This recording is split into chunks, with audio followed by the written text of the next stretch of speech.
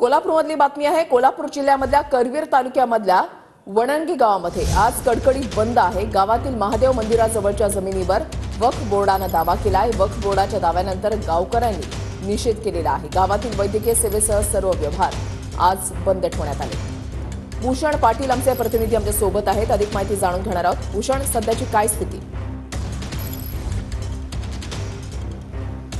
नक्कीच वडणगे गावामध्ये महादेव मंदिर आहे, जे प्राचीन मंदिर म्हणून ओळखलं जातं आणि याच मंदिराच्या शेजारी एक जमीन आहे, ज्या जमिनीचा वाद गेल्या 20 ते 25 वर्षापासून सुरू आहे। त्या सगळ्या जमिनीवर वक्फ बोर्डाने आपला दावा सांगितलेला होता आणि 4 दिवसापूर्वी भूमी अभिलेख कार्यालय पुणे यांनी या सगळ्या संदर्भात वक्फ बोर्डाच्या बाजूने निर्णय दिला आणि याच सगळ्याच्या निषेधार्थ आज वडणगे ग्रामस्थांनी कडकडीत बंद आहे तो पुकारलेला आहे। ग्रामपंचायतीने देखील आपली भूमिका न्यायालयासमोर व्यवस्थितपणे मांडली नाही, याचा देखील निषेध या सगळ्या ग्रामस्थांनी केल्याने आपण बघू शकतो। मी आता वडणगेच्या मुख्य चौकामध्ये आहे। अगदी वैद्यकीय सगळ्या सेवा असतील, त्याचबरोबर सगळे इतर व्यवहार जे आहेत ते देखील बंद ठेवण्यात आलेले आहेत आणि अगदी कडकडीत बंद या सगळ्या ग्रामस्थांनी पुकारला आहे। अगदी उत्स्फूर्तपणे हा सगळा बंद आहे तो पुकारला आहे। खरं तर या सगळ्या जमिनीच्या संदर्भात 20 ते 25 वर्षापासून सगळे दावे सुरू आहेत, मात्र त्या संदर्भात ग्रामपंचायतीने देखील योग्य अशी भूमिका घेतली नाही, योग्य कागदपत्र सादर केलेली नाहीत, अशा पद्धतीची एक तक्रार सगळ्या ग्रामस्थांकडून व्यक्त होते आणि संताप देखील या सगळ्या संदर्भात व्यक्त होतोय।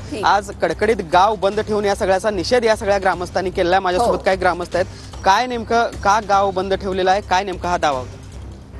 ही जागा आहे ग्रामपंचायतीची, सिटी सर्वे नंबर 89 त्याचा सर्वे नंबर आहे। तर ती जागा ग्रामपंचायतीच्या मालकी असताना दुसऱ्या एका समाजाने त्याच्यावरती मालकी सांगितलेली आहे आणि स्वतः ग्रामपंचायतीची जागा असताना सक्षमपणे न्यायालयात कुठल्याही पद्धतीने बाजू न मांडली कारणाने सदरची जमिनी दुसऱ्या समाजाच्या नावावरती झाली।